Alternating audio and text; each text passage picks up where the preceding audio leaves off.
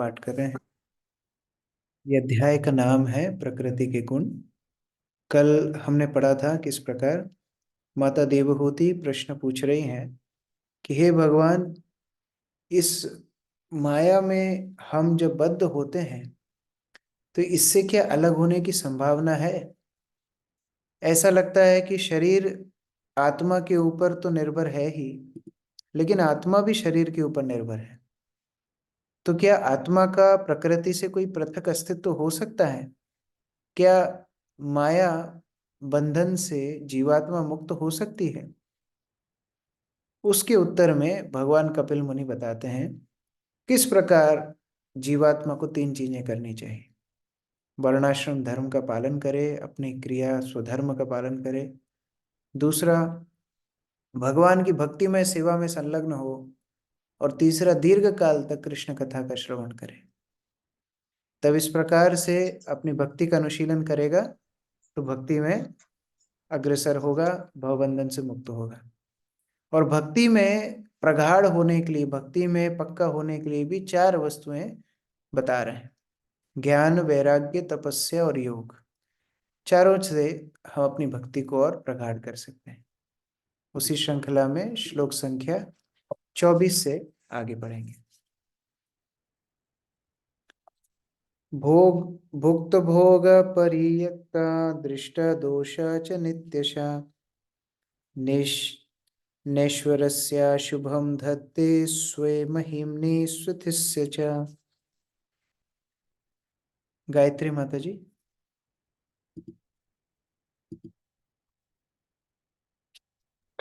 हरे कृष्ण प्रभु जी, दंडवत प्रणाम। भौतिक प्रकृति पर अधिकार जताने की इच्छा के दोषों को ज्ञात करके और फल स्वरूप उस इच्छा को त्याग करके जीवात्मा स्वतंत्र हो जाता है और अपनी युक्ति में स्थित हो जाता है। हरे कृष्ण। तो भगवत भक्ति में लगने का परिणाम क्या है? जब हम भगवत भक्ति में लगते हैं, भक्त होना मतलब भगवान का सेवक बनना। जब मैं ये सोच लिया हूँ, जब मैं ये समझ लिया हूँ कि भगवान मेरे स्वामी हैं, मैं भोक्ता नहीं हूँ, भगवान भोक्ता है, मैं सेवक हूँ, मेरा काम है भगवान की प्रसन्नता के लिए कार्य करना। तो प्रकृति भी भगवान की प्रसन्नता के लिए है, प्रकृति भी भगवान के लिए है, मेरे लिए नहीं है। भक्ति सिद्धांत सरस्वती ठाकुर बताते थे, कामिनी रकाम नहीं तब धाम, तहार मालिक केवल यादव। बोलते थे जब आप कोई सुंदर स्त्री को देखें तो आपको सोचना चाहिए कि कामिनी रकाम नहीं तब धाम, ये सुंदर स्त्री मेरे लिए नहीं है, तहार मालिक तो केवल यादव। भगवान यादव, यादवपति श्री कृष्ण सभी के मालिक हैं, वो भोगता है।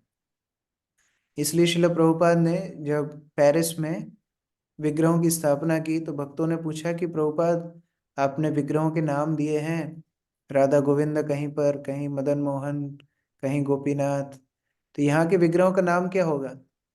तो प्रभुपाद बोले, पेरिस में बहुत अच्छी अच्छी युवतियां हैं और कृष्ण को गोपियों के साथ रास रसाना बहुत अच्छा लगता है, इसलिए इनका नाम हम रखेंगे राधा पेरिस ईश्वर।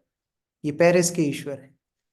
तो सभी के ईश्वर, पेरिस ईश्वर, लंदन ईश्वर, अमेरिका ईश्वर, उज्जैन ईश्वर, सबके ईश्वर कौन है? भगवान श्री कृष्ण। जब इस दोष से मुक्त होंगे कि हम भोगता हैं, तो बस यही हमारी आध्यात्मिक उन्नति की शुरुआत है। तात्पर्य बसंत प्रभु। हरे कृष्ण प्रभु जी, दंडवत प्रणाम। तात्पर्य: चूंकि जीव भौतिक साधनों का वास्तविक भोक्ता नहीं है, फलतः भौतिक प्रकृति पर अधिकार करने की उसकी चेष्टा असफल रहती है। फलस्वरूप वह सामान्य जीव की अपेक्षा अधिक शक्ति चाहता है और परम भोक्ता के अस्तित्व में लीन हो जाना चाहता है। इस प्रकार वह अधिक भोग की योजना बना लेता है।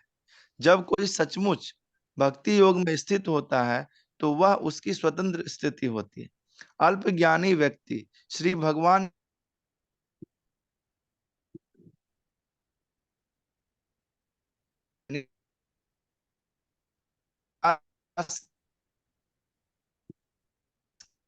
की स्थिति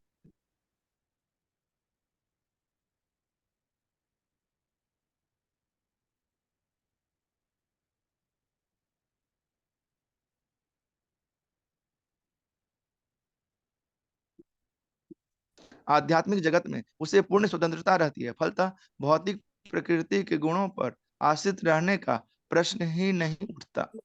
यह स्थिति भक्त द्वारा प्राप्त की जाती है। अतः जब वह इसके दोषों को देखता है तो भौतिक भोग की प्रकृति को छोड़ देता है। एक भक्त तथा एक निर्विशेषवादी में यही अंतर होता है कि निर्विशेषवादी परमेश्वर के साथ तादात्म्य चाहता है, जिससे वह निर्बाध रूप से भोग कर सके, किंतु भक्त है कि वह भोग की समग्र मानसिकता को ही त्याग देता है और अपने आप को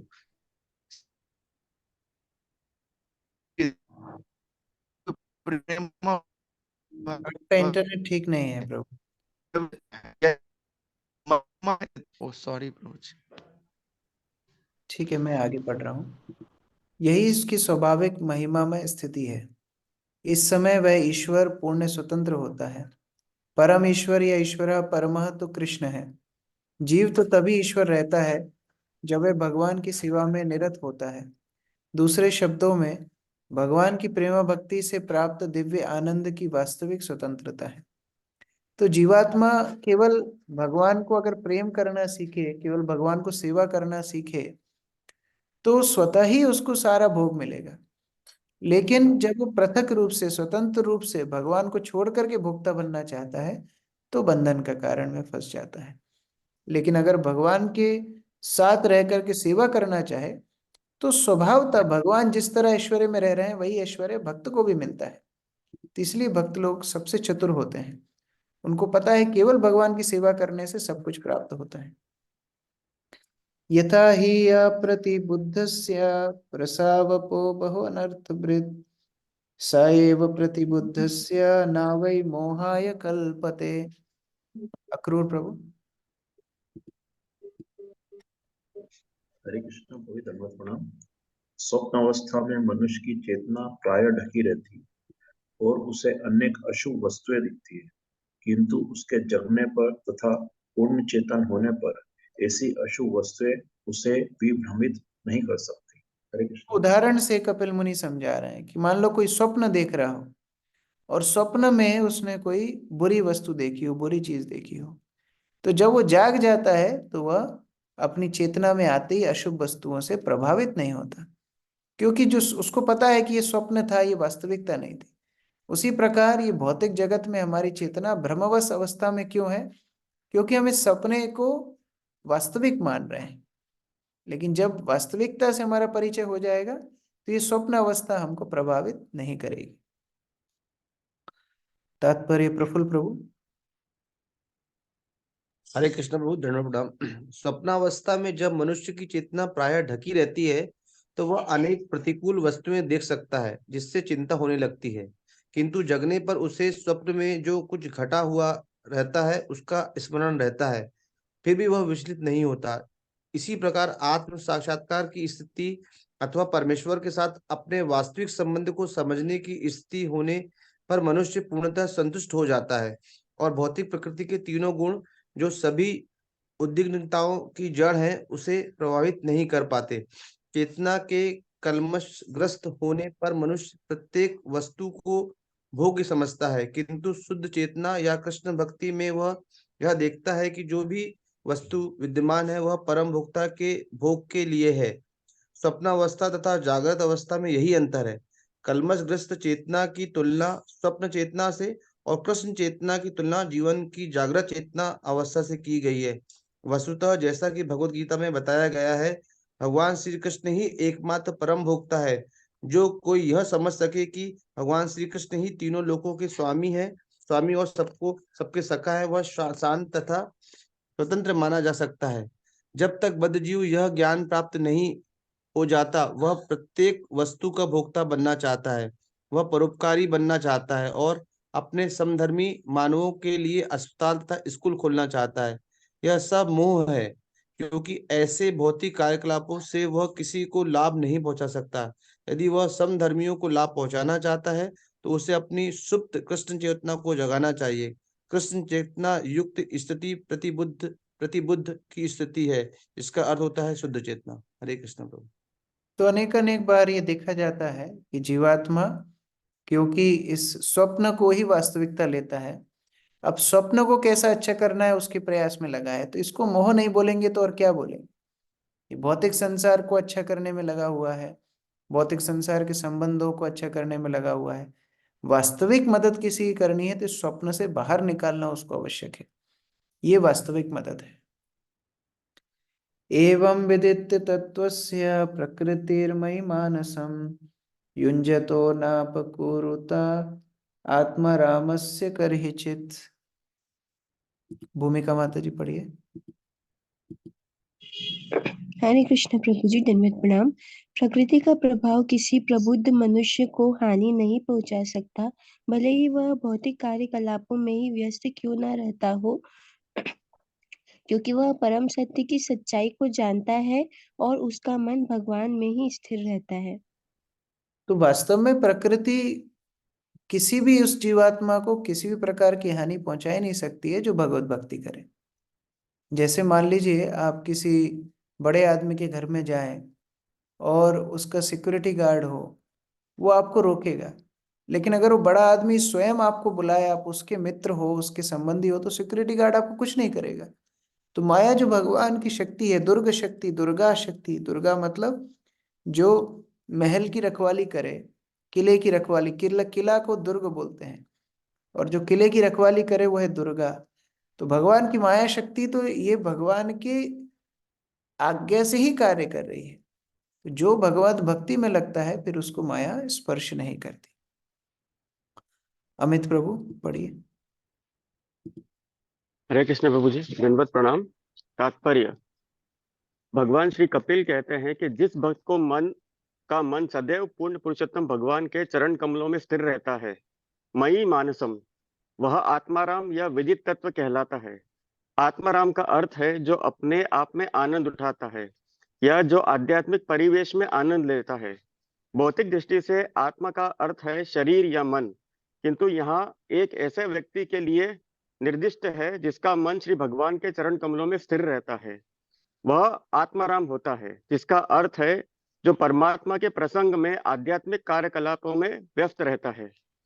परमात्मा ही श्री भगवान है और व्यष्टि आत्मा जीव है। जब वे परस्पर सेवा तथा आशीष का आदान प्रदान करते हैं तो जीव को आत्माराम स्थिति में स्थित कहा जाता है। कोई भी व्यक्ति जो सत्य को यथारूप में जानता है आत्माराम स्थिति को प्राप्त कर सकता है। सच्चाई तो यह है कि पूर्ण पुरुषोत्तम भगवान भोगता है और सभी जीव उनकी सेवा तथा भोग में निमित्त हैं। जो इस सत्य को जानता है और अपने समस्त साधनों को श्री भगवान की सेवा में लगाने का प्रयत्न करता है, वह सारे भौतिक कर्म फलों तथा भौतिक प्रकृति के गुणों के प्रभाव से बच जाता है। तो इस प्रसंग आत्माराम में एक ये उदाहरण शब्द दिया जा सकता है। ये शब्द मुनियों के लिए, ऋषियों के लिए कई बार यूज होता है, आत्माराम। राम अर्थात आनंद, आनंद प्राप्त करना राम का मतलब है। आत्माराम मतलब जो स्वयं के जीवन में रमण करे, स्वयं के आध्यात्मिक जीवन में रमण करे, वो है आत्माराम। तो जो भगवत भक्त भक्ति में रमण करते हैं उनके लिए फिर बाह्य वस्तुओं का कोई अर्थ ही नहीं रह जाता, क्योंकि उनको आत्मिक आनंद इतना मिलता है कि बाह्य अवस्था उनको प्रभावित नहीं करती। नमिता माता जी पढ़िए। हरे कृष्णा प्रभु जी, दंडवत प्रणाम। इस प्रसंग में एक उदाहरण दिया जा सकता है। जिस प्रकार की कोई भौतिकवादी व्यक्ति एक विशाल गगनचुंबी प्रसाद बनवाता है, भक्त उसी प्रकार भगवान श्री विष्णु का एक विशाल मंदिर बनवाने में लगा रहता है। ऊपर से गगनचुंबी प्रसाद तथा मंदिर बनवाने वाले समान धरातल पर हैं, क्योंकि दोनों ही लकड़ी, पत्थर, लोहा तथा अन्य इमारती सामान एकत्र करते रहते हैं। किंतु जो व्यक्ति गगनचुंबी प्रसाद बनवाता है वह भौतिकवादी है, और जो भगवान श्री विष्णु का मंदिर बनवाता है वह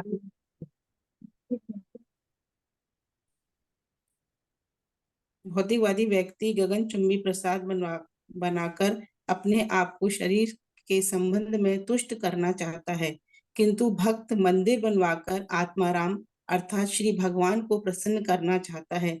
यद्यपि दोनों ही भौतिक कार्यकलापों के संसर्ग में है तो भी भक्त मुक्त होता है और भौतिकवादी बद्ध होता है।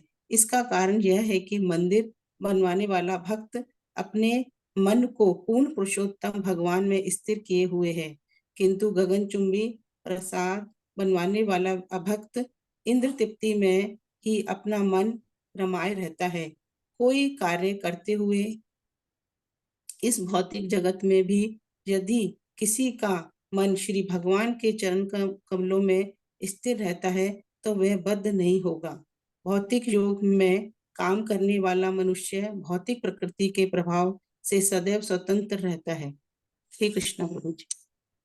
तो यहाँ पर एक उदाहरण से प्रभुपाद समझा रहे हैं, दोनों व्यक्ति बाह्य रूप से एक ही काम कर रहे हैं, कंस्ट्रक्शन कर रहे हैं, बिल्डिंग बना रहे हैं, एक मंदिर बना रहा है, एक अपने लिए घर बना रहा है, लेकिन दोनों में अंतर है, एक इंद्र तृप्ति कहलाएगी और एक भक्ति कहलाएगी। बस इतना ही अंतर है कि कृष्ण को भक्त ने अपने जीवन का केंद्र बनाया है, तो जो भी क्रिया वो करे चाहे बाहर से एक जैसी दिखती है वो भक्ति है। और बाह्य अवस्था में जो व्यक्ति प्रकृति के गुणों में अधीनस्थ है स्वयं की इंद्रिय तृप्ति के लिए कार्य करता है।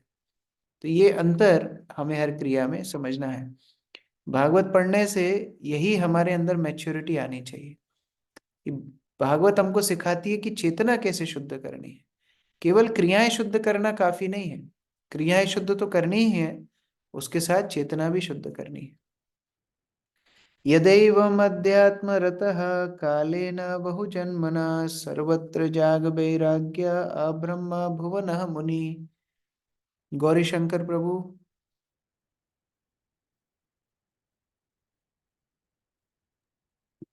पढ़िए, आपकी आवाज नहीं आ रही।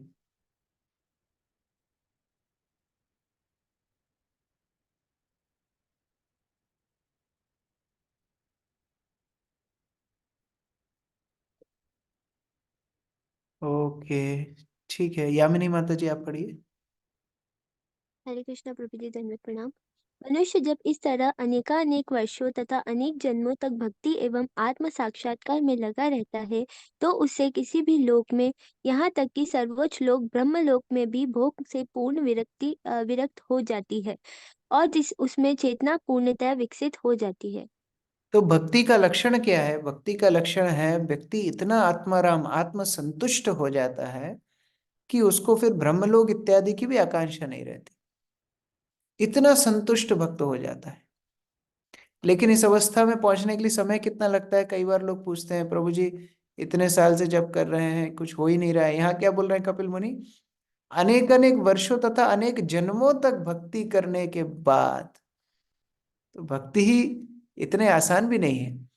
वास्तव में दीर्घ काल तक श्रवण के बारे में कपिल मुनि बोल रहे थे और अभी दीर्घ काल तक भक्ति करने के बारे में ही बोल रहे हैं। तो इतनी जल्दीबाजी नहीं होना चाहिए। भक्ति वैसे ही आनंद का पथ है। हम कोई अपने आप को शोषण तो कर नहीं रहे हैं, दुख तो दे नहीं रहे हैं, वैसे ही आनंद का पथ है। तो इसमें दीर्घ काल तक भक्ति करने के लिए हमें संकल्प करना चाहिए। ऐसा नहीं कि हम जल्दी जल्दी कहीं भागने की देरी में तो हम है नहीं। हाँ, ज्ञान में, तपस्या में, तप में, व्रत में, उनमें इतना कष्ट होता है कि व्यक्ति सोचता है कब ये व्रत पूरा होगा, कब ये तपस्या पूरी होगी। लेकिन भक्ति तो पथ ही आनंद का है। तो भक्त दीर्घ काल तक भक्ति में अपने आप को संलग्न रखता है। अर्चना माता जी पढ़िए।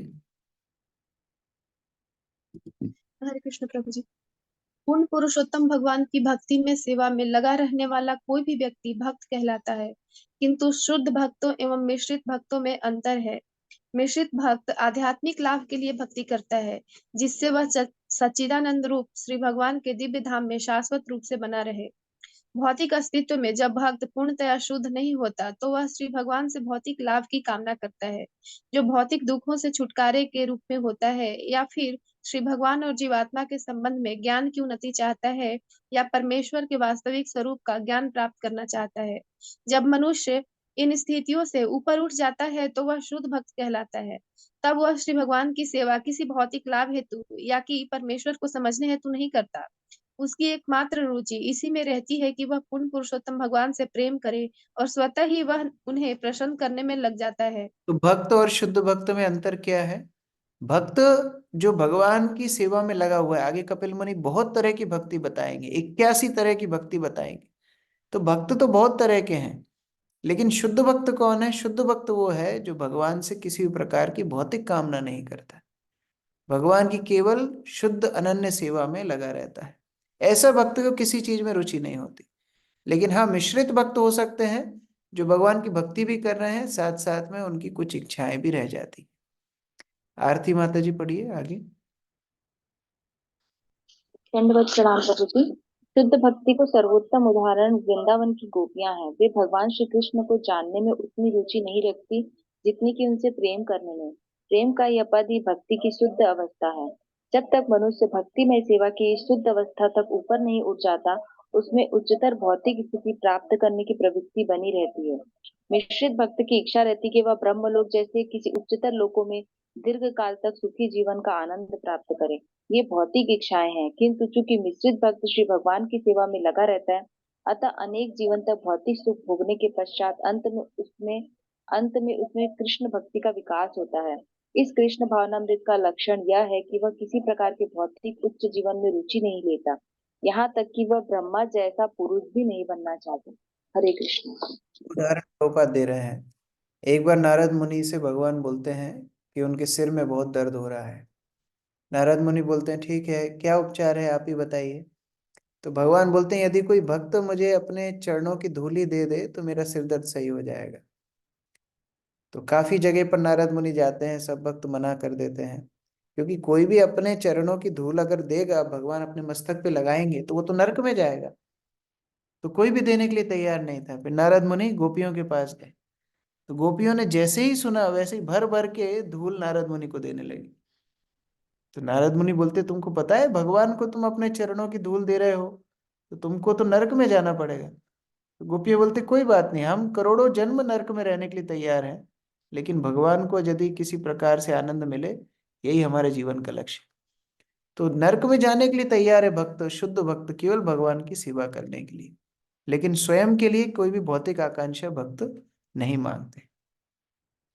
भगवान कपिल मुनि अपने भक्तों के गुण बता रहे हैं। मद भक्ता, मेरे भक्त, मद भक्ता प्रतिबुद्धर्तो मत प्रसादेन भूयसा निःश्रेयसं स्वसंस्थानं केवलाख्यं मदाश्रयम् प्राप्नोति तज्जसा धीरा स्वदृशा छिन्न संशया यद्गत्वा न निवर्तेत योगी लिंगाद् विनिर्गमे।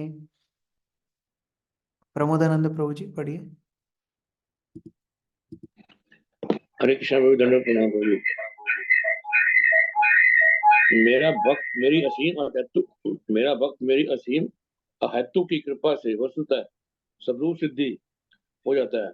इस तरह समस्त संशयों से मुक्त होकर वे अपने गंतव्य धाम की और अग्रसर होता है, जो मेरी शुद्ध आनंद की आध्यात्मिक शक्ति के अधीन है। जी का यही चरम सिद्धि गंतव्य स्वयं संस्थान है। इस शरीर को त्यागने के बाद योगी भक्त उस दिव्य धाम को जाता है जहाँ से वह फिर कभी नहीं लौटता। हरे कृष्ण प्रभु जी। आप लोगों ने बचपन में ये कहानी सुनी होगी कि एक एक लकड़ी काटने वाला रहता है, उसकी कुल्हाड़ी वो पानी में गिर जाती है, तो फिर नदी से रोने लगता है। तो नदी से एक देवी निकलती है, बोलती क्यों रो रहे हो? बोले मेरी कुल्हाड़ी गिर गई। अच्छा अच्छा ठीक है, मैं लेके आती हूँ। तो सबसे पहले चांदी की कुल्हाड़ी लेके आती है। बोले ये तुम्हारी कुल्हाड़ी है क्या? बोले नहीं नहीं, ये तो मेरी कुल्हाड़ी नहीं है। सोने की कुल्हाड़ी लेके आती है। बोले ये तुम्हारी कुल्हाड़ी है क्या? बोले नहीं नहीं, ये भी मेरी कुल्हाड़ी नहीं है। अच्छा, तो तुम्हारी कुल्हाड़ी कैसी थी? ना मेरी कुल्हाड़ी तो लकड़ी की थी और उसमें लोहे का ऊपर काटने का लगा था। अच्छा, लोहे की कुल्हाड़ी दिखाती, बोली ये तुम्हारी कुल्हाड़ी है? हाँ ये मेरी कुल्हाड़ी। तो उसकी ईमानदारी से प्रसन्न होके वो देवी ने उनको सोने की, चांदी की, लोहे की तीनों कुल्हाड़ी गिफ्ट में दी। तो भगवान भी हमारी ऐसी परीक्षा करते हैं। अच्छा स्वर्ग चाहिए क्या? स्वर्ग चाहिए?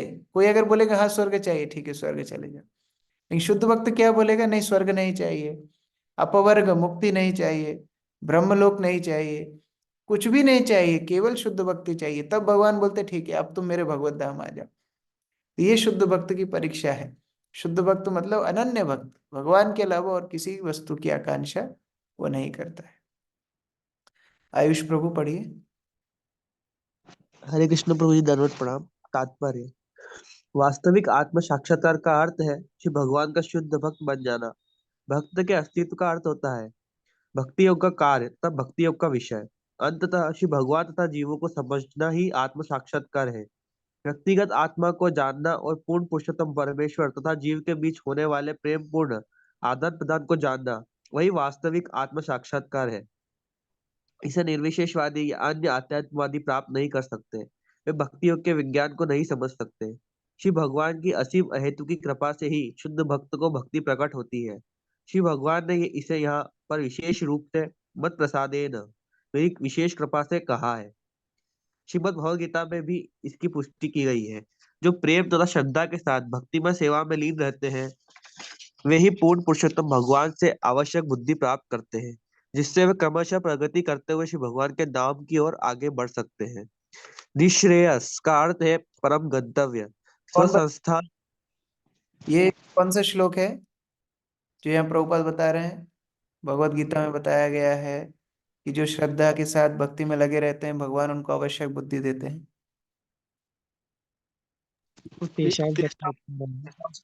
नाम भजताम प्रीतिपूर्वकम ददामि वेरी बुद्धि। दशम अध्याय दशम श्लोक। यस, कंटिन्यू आयुष प्रभु। निश्रेयस का अर्थ है परम गंतव्य। स्वसंस्थान सूचित करता है कि निर्विशेषवादियों को ठहरने का कोई विशेष स्थान नहीं होता। निर्विशेषवादी अपने व्यक्तित्व का समर्पण इसलिए करते हैं कि जीवित स्फुलिंग श्री भगवान के दिव्य शरीर से उद्भूत निर्गुण तेज में लीन हो जाए। किंतु भक्त का एक निश्चित धाम होता है। सारे ग्रह सूर्य के प्रकाश में थमे हुए हैं, किंतु स्वयं सूर्य का प्रकाश कोई विशेष स्थल नहीं है। जब कोई किसी ग्रह में पहुंच जाता है तो उसका एक विश्राम स्थल होता है। आध्यात्मिक आकाश जिसे केवल्य कहते हैं चारों ओर से केवल आनंदमय प्रकाश है और वह पूर्ण पुरुषोत्तम भगवान के संरक्षण में रहता है। जैसा कि श्रीमद् भगवद गीता में कहा गया है, ब्रह्मणो ही प्रतिष्ठा। निराकार ब्रह्म तेज पूर्ण पुरुषोत्तम भगवान के शरीर में स्थित रहता है। दूसरे शब्दों में श्री भगवान का शारीरिक तेज ही केवल्य या निराकार ब्रह्म है। इस निराकार तेज में अनेक दिव्य लोक हैं जिन्हें वैकुंठ कहते हैं, जिनमें कृष्ण लोक प्रमुख है। कुछ भक्त वैकुंठ लोक जाते हैं और कुछ कृष्ण लोक को। भक्त विशेष की इच्छा अनुसार उसे विशेष धाम प्रदान किया जाता है जो स्व संस्थान अर्थात उसका अभिष्ट गंतव्य कहलाता है। श्री भगवान की कृपा से भक्ति में सेवा में तत्पर स्वरूप सिद्ध भक्त भौतिक शरीर में रहते हुए ही अपने गंतव्य धाम को जानता है। अतः वह बिना संशय के स्थिर भाव से भक्ति कर्म करता है और अपना भौतिक देह त्यागने के बाद तुरंत ही उस धाम में पहुंच जाता है जिसकी वह तैयारी करता रहता है। उस धाम में पहुंचकर वह फिर कभी इस भौतिक जगत में नहीं लौटता। यहाँ पर आए लिंगात विनिर्गमे शब्दों का अर्थ है सूक्ष्म तथा स्थूल इन दो प्रकार के भौतिक शरीर से मुक्त होने के उपरांत।